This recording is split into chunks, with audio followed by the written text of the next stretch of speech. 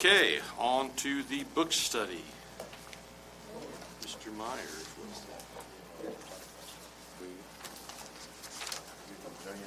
We will. Well, as Jamie's heading to the podium, I would tell you that if you keep track of St. James is doing they're engaged in the same process, and they're putting on the ballot in April a no debt service increase bond issue for $12 million.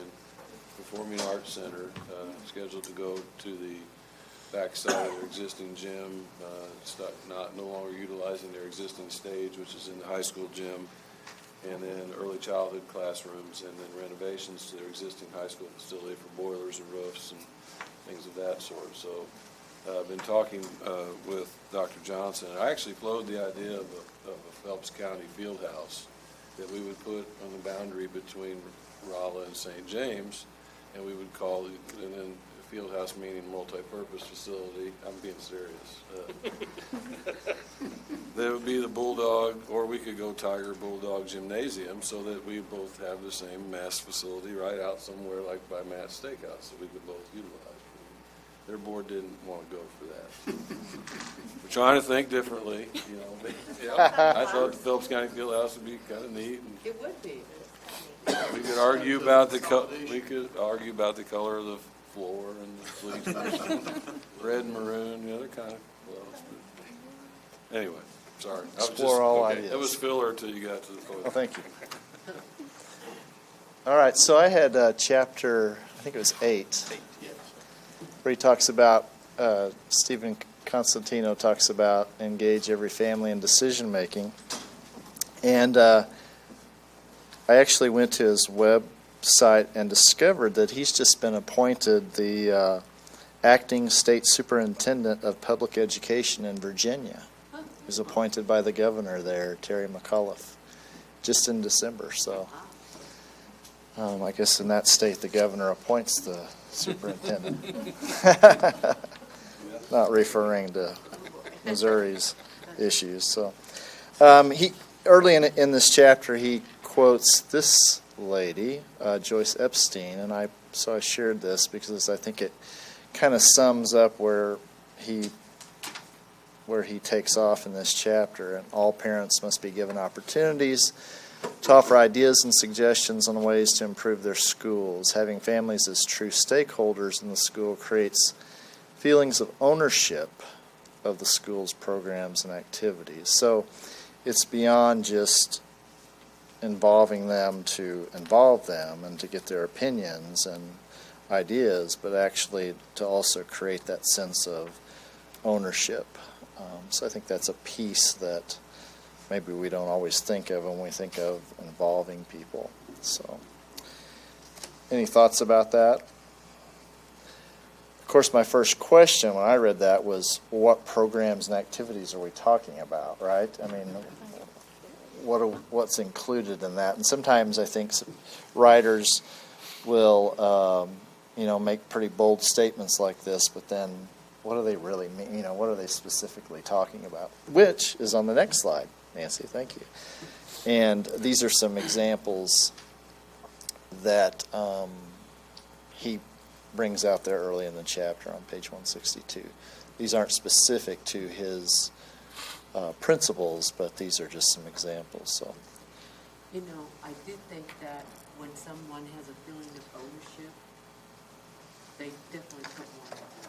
I mean, anything you did in your life, I think if you feel like you're an owner of it, sure, you're going to take it. You value it. it. You're going to do more for it. You're going to involve more, engage more, everything like that. One thing on this one I thought was interesting about hiring the staff. I had a little question mark. Yeah, I wondered if people would have a reaction to that. Yeah, I was like, really? Hiring staff members? No. But hearing from Jim and Carla about the commencement committee, in my mind, that's a good example of this, where you right, Carla? You guys surveyed parents. And exactly. What all did you do in that process? I mean, how did you involve parents, community, outside of school folks? So each one of us actually just kind of, whatever, group of individuals that we interact with outside, like one was a soccer mom, she was going to take and ask the questions to the parents of the soccer teams.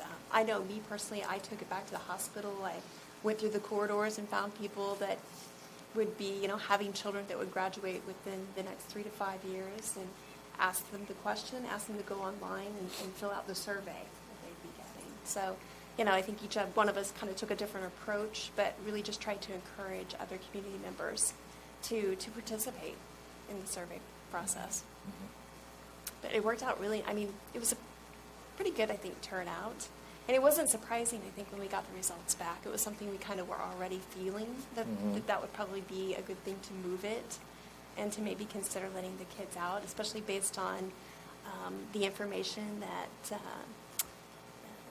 that Dr. Pritchett went and got from the other schools and what they were doing.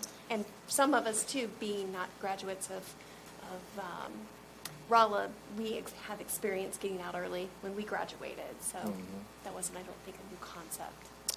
And I don't want to put you on the spot too much here, but how did people respond to you when you asked for their opinion and told them that you were thinking about doing something different, but you wanted to hear from other people's and their point of view? Did you get a particular response? No, they were actually really open to it. They're like, oh, yeah, we've been thinking about, that's a good idea to move it. Or, oh, that was a great idea to maybe consider letting the kids out early. And that's what I did when I went to high school, So, yeah, I didn't have anyone that seemed to have any issues with wanting to go and fill it out. But, were they appreciative of you asking them? Oh, most definitely. Yeah, Yeah. they thought that was kind of nice that we took the time to reach out to them and ask for their input. It'd been nice, I think, if a lot more people would have responded, but at least the people, I think that we personally went out and tried to get them to respond. I think they did do that, or at least I felt like they did. Jamie, we, as long the mentioning of hiring staff, we don't do that with all of our staff, but we involve parents on committees to help interview in certain positions, high-profile positions, as well as, I know, for example, the last time we hired a high school principal, we put a survey out to students. What type of characteristics would you look for in a principal? What do you want in your next principal? And so it doesn't always mean they're going to sit on a committee, but taking input from parents, I know we did that with the parents at that same time of high school students. So, there's a lot of ways to involve those, give them opportunities to give some feedback. And they don't have to pick the person that gets hired, but they can take shape in that. They can be part of that. So. Well, and Aaron does that with his kind of self-evaluation. You want to speak to that, how you asked for feedback from people outside the... You didn't know I was going to drag you into this, did you? Everybody, and now if you're watching, you can log on and do this. But you sent it to some It goes to, certain people in the It's community. just a survey that has asked for feedback on certain attributes, areas within the district, and how we can improve. And then it goes to the buildings.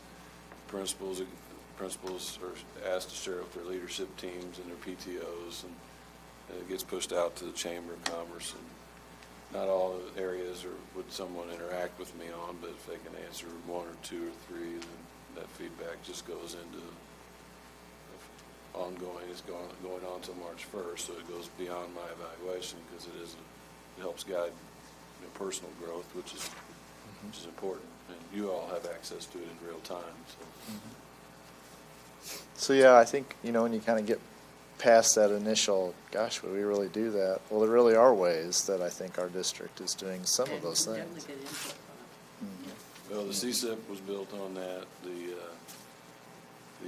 Each school improvement plan has some parent advisory committee interaction. And Ginger's technology plan that she talked about will have and then this facility plan.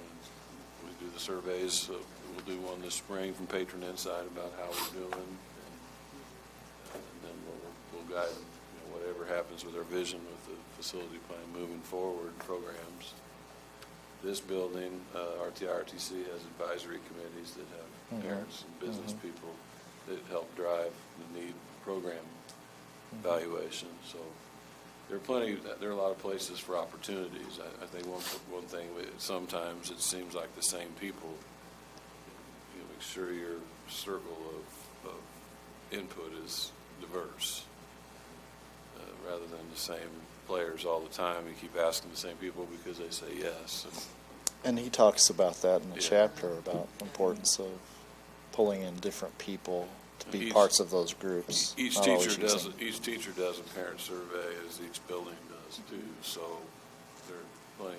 I would hope they wouldn't think they're surveyed out, but there's plenty of opportunity for input all the way down the classroom level to me. So the next slide is things that made me go,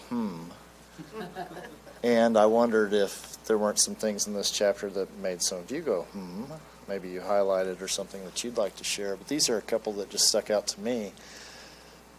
One being that schools and districts should not only be aware of their input they receive from families, but should also be sending that message that their input is welcomed and valued. And that's an important piece. That, we're going to send you the survey, but are we saying, and we appreciate you for doing this, or are we always welcoming feedback? Are we always appreciative of that?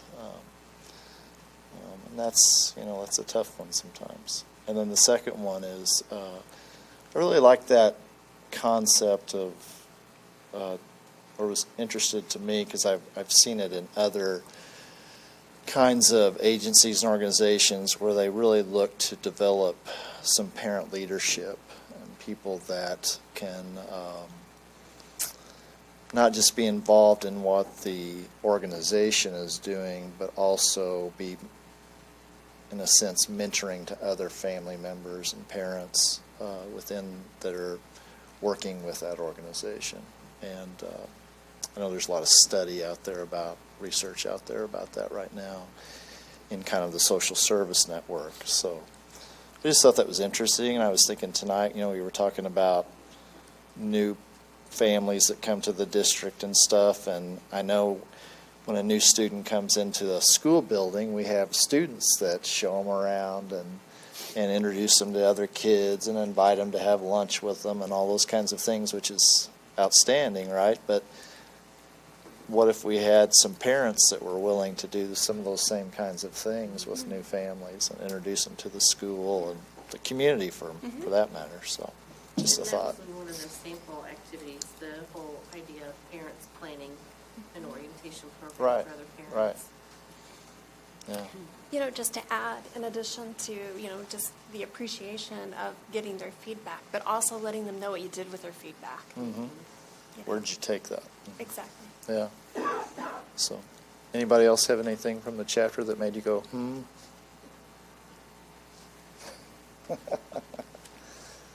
That's my most common text message to my kids is, Do you like the bulldog? Oh, I do. So cute. He's kind of going, Where's the baby? So this is what Constantino lists as his best practice ideas in regards to engaging every family in decision making. So in a sense, this is a summary of the chapter. The school creates opportunities for families both to lead and participate in learning, consultative, planning, social, and community events. And he does spend some time talking about, doing events outside of the school, maybe within neighborhoods and things like that, which I'm not sure how that, our neighborhoods are pretty spread out and stuff since we serve such a large area. And then the second piece of that is that the school ensures families and students have that are a part of governing bodies and relevant decision-making groups, kind of what Aaron was talking about already in parent advisory groups, the community advisory groups at the vocational schools and things like that. But probably, certainly opportunity for more of that. But that's a summary of the chapter. Anybody else have any thoughts? Yeah, and I think in a lot of these things, and really in all the things we're talking about, the biggest challenge is reaching the hard-to-reach families. You know, because in some of these things, it's not that hard to find people in Rolla, parents in Rolla, who will step up and do That's so things, true. you know. Right. But it's those other families that don't hear those opportunities, be afraid to step up, don't have time to do them, whatever. You know, those are the biggest challenges. Yeah, and helping that, and if you do reach out to maybe a non-traditional family to be involved, is helping them feel comfortable with that Yeah. process, Yeah. and then watch out, because they really will Yeah. go run with it, because I've seen that happen in other organizations. So. There was a statement about when you do have your families involved, to make sure that they have an overall satisfying experience, or else you've kind of lost that whole idea of them being connected. So when they do come in and participate on a committee, that we work to keep them involved and welcome their input and make that experience good for them. We're satisfied. Just talk about how important that was before you alienate them otherwise. And that can be challenging, because when you ask for input from families, what you're opening the door to is sometimes to get input that's not worth much. But you still want to make them know that you value their input, even if you don't agree with it or don't act upon it or whatever. It's still important to hear different perspectives. You know, same reason Ginger said we're going to talk about Google Classroom, because it's our job to talk about these things. You know, so. Right. Okay, very good. Good, great. Thank you, Jamie. Thank you.